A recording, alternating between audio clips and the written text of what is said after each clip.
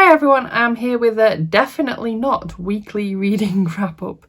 Some sort of recent reads update, I guess. I've been back at work after being on furlough for like 3 months, but meanwhile I've not necessarily been in the reading mood even just before going back to work, and it's just all been a bit much. So I've read the odd thing here and there, but I've not felt like filming even when I have. So I've saved it all up until now when I do feel like updating you. So I've got 7 books to talk to you about today. There's a very mixed bag here. Some that I really liked, some that I really didn't. Some I'm not sure whether I liked or disliked due to reading slumps. And yeah, let's just get cracking. The first book I want to talk to you about today is Heists and Homicides by Webb. This is the fourth book in the Magic and Mystery series, which is a series I discovered during lockdown by complete accident that I've absolutely fallen in love with. It's a cozy mystery series with paranormal fantasy elements, and it's just a lot of fun. So the main character's name is Zoe Clark, and she has moved to this new town to get a job as a journalist. But this new town is full of witches and loads of other paranormal creatures, vampires, you name it, werewolves. And she discovers a lot of crimes while working at this newspaper. This is just what the series follows. She then investigates because she wants to write a good story, but also because she just is a sucker for getting sucked into the investigations. I have loved each one of these books, and I gave this one 5 stars. Okay, I still haven't edited and put this video together, and it's now a week later, so I'm just going to add to it as I finished another book. This time it was the 5th book in the Magic and Mystery series. Is that what it's called? But it's called Covens and Coffins, I think. Oh, I hate being someone who films on my phone, but yes, and also has all the book details also on my phone. I think that's what it's called. And it's the 5th book in this series by Webb, and oh my goodness, I just wanted to quickly update that I'm still reading this series. I'm still working my way through this series, and I'm absolutely loving it. I can't remember now whether I gave it 4 or 5 stars. This is all just a bit hashed up, isn't it? I can't remember, but yeah, there's my update for you. Another great entry to this series. If you haven't yet picked up this series, I highly recommend doing so, because for a very unknown series, I love the writing, I love the plot, and the characters all have really distinct personalities. They really stand out, and at this point the only thing that I find as a downside for this series is that because the books are on the shorter side of things, by the time you've explored the plot, I haven't always spent a lot of time with some of my favourite side characters in some of the books, and that's something that makes me sad, but that's my only gripe, seriously. So yeah, that's the end of this update. Next was a reread for me. This was a viewer request read, and this is The Secret Garden by Frances Hodgson Burnett. I've read this book so many times I can't even keep track anymore. I listened to the audiobook this time around and I gave it 5 stars. Most times that I reread it, I tend to give it 4 or 5 stars, so this wasn't a surprise to me. I just absolutely adore this children's classic, which if you've never read, you should definitely check out. It is about this young girl who loses everyone she knows, has to move away and basically learn how to live in a totally different kind of household, because before she was living abroad she had like maids, and now she needs to learn to just not be a spoiled brat, for one thing, and she learned so many other things along the way. And there is this adorable secret garden, and yeah, you need to check this out if you've never read it. Next, I listened to A Pinch of Magic by Michelle Harrison. This is a book that I've seen quite a few people checking out, and I really enjoy children's middle grade books, so I thought that I would get on well with this. But around this time is when my reading slump fully kicked in. It took me ages to finish this book. I found that I wasn't enjoying the plot at all, yet while listening to it I could tell that the writing was really good quality. I really liked the writing and the way it flowed. I just wasn't interested in the characters at all or the plot. So when I finished this, I decided to give it 3 stars. Don't ask me why, after that experience, I decided to pick up the sequel. It was probably through me going, I don't know what to read, I'm not even in the reading mood. I know, I'll pick up the sequel to the book that I just didn't enjoy. So the next book I read, again I listened to the audiobook of, is A Sprinkle of Sorcery, again by Michelle Harrison. I also gave this one 3 stars because I also didn't enjoy the plot.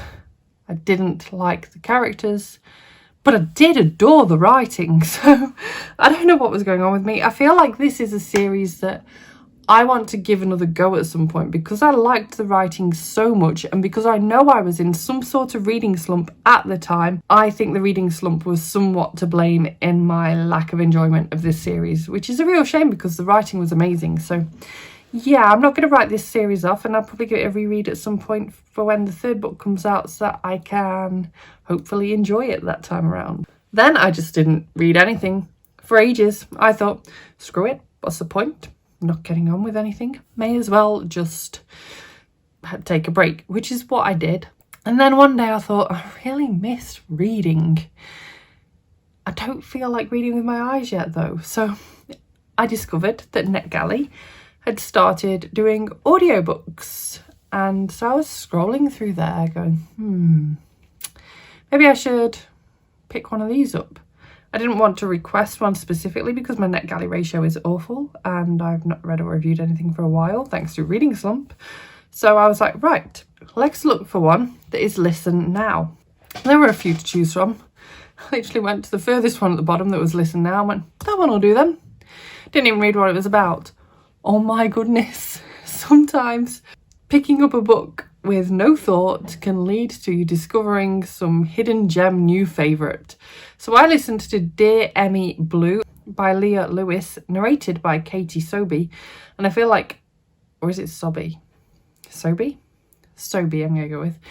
I feel like it's really important that I note who the narrator was because I loved this book. I thought it was narrated excellently. The voice suited the story perfectly. And this is a nearly 11-hour audiobook and I still flew through it. It was fantastic. It was a romance with a contemporary women's fiction kind of a vibe to it.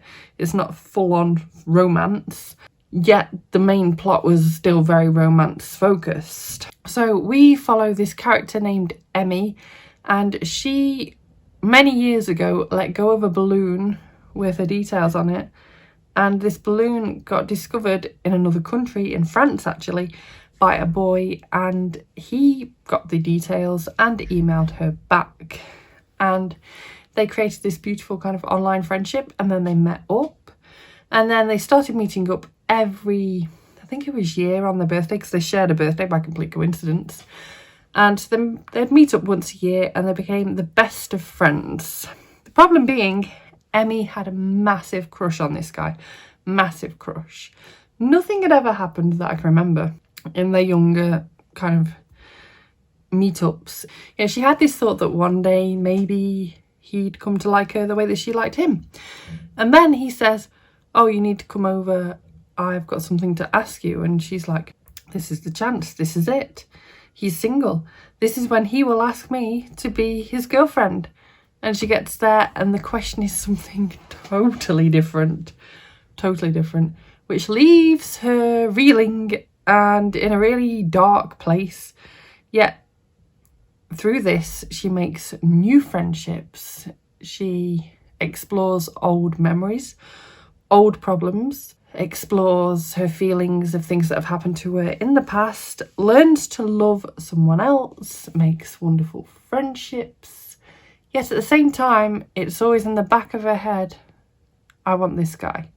So it's quite the journey, and I highly recommend this book, especially via audiobook. It was just such a cute, lovable, fantastic read with amazingly real feeling characters. I absolutely adored this book and I gave it 5 stars. From there, I thought I'd pick up another NetGalley audiobook because I still only wanted to listen, not read. So I picked up Imperfect Women by Araminta Hall. I didn't enjoy this one as much as I wanted to, but I find I'm a bit all over the place whenever I try to listen to thrillers anyway, as this is a thriller. And I only listened to this last week and I can't remember it anymore. Literally can't remember it. I'm going to have to read down here and see what it even says it's about, because it went in one ear and out the other. Murder mystery. Yes. Murder mystery. Who killed Nancy? I don't remember this book very well at all. Maybe it shouldn't have got a 3 from me. Maybe it should have been less than a 3, because it was fine. Is literally the word I'd use. It was fine. I flew through it. It didn't bore me. It just didn't thrill me. And when I finished it, I was like, yeah, next. And that's definitely showing in the fact that I now can't review it for you, because I can't remember anything about it. So this has us all caught up to the weekend, where I finally finished reading a book that I've been reading for so long, which I was reading when the whole reading slump kicked in, and I finished at the weekend when I started thinking, right, I want to move on from audiobooks and start reading properly again. So I picked up Artemis Fowl by Eoin Colfer. This again might be impacted by the fact I was in a reading slump when trying to read this book. I decided I don't like it. I know it's a classic at this point, quite frankly. Say children's / YA fantasy novel that's recently been turned into a film on Netflix, which is the whole reason I was reading this book anyway, because I got a free copy via the publishers from NetGalley, because they wanted to help promote the book because of the film coming out on Disney Plus, and I just really didn't like it. I didn't like the characters. I just thought the plot was boring. I just couldn't get into it. It made me dread picking it up at times. How I finished it is quite beyond me. I gave it 2 stars because I didn't want to give it 1. That felt a bit rude. And once I gave it that 1 extra star as well, partly through benefit of the doubt of my reading slump. But yeah, this book, I didn't have a good time at all. At all. So it's been a few weeks since I filmed that last update, and I'm at the point now where I'm like, oh, I've still not edited it. It's not even applicable necessarily to right now because I've read things since. But I have come up with a new way that I want to film videos from now on. And so this sort of fits with it, because I want to start kind of just doing random vlog clips here and there and just sort of splicing it together as a video, because I'm struggling with juggling life, reading, filming, editing, working, and so much more. It's too much. And my plan therefore is to drop down to 1 video a week, which is going to be an improvement after no videos for about 6 weeks, which I feel like is what I'm currently at. And I'm going to just, do these little sort of vloggy ones and hopefully end up with it working in such a way where I'll have them uploaded so much in advance that I won't ever have a gap ever again. That's the goal. Whether we'll reach it or not, I don't know. Excuse the greasy state that I currently am. It's my first day off since a really rough week at work, and I just feel as rough as I look. So, to update, I have read 3 more books since the last clip, but I only want to talk about one of them because the other 2 will fit into other video ideas that I've got on the go. So the one I want to talk to you about is, I hope I've got this title right, Darkness Fades, which is the 3rd and final book in the Darkness Falls trilogy by Jessica Sorensen. This is a trilogy that I randomly, completely out of nowhere picked up this year and sort of forced myself to continue on with, because, not because I didn't want to continue it, but because I've realised I've become one of those people that start a series and never finish them. And I'm proud that I've managed to start this series this year, but also then finish it this year. And it's a really bizarre series that I wouldn't go around recommending to anyone necessarily. I gave this 3rd book 3 stars. I gave them all 3 stars. it's not a bad series, it's just very of its time. It's very YA vampire with a twist, typical of its time kind of writing.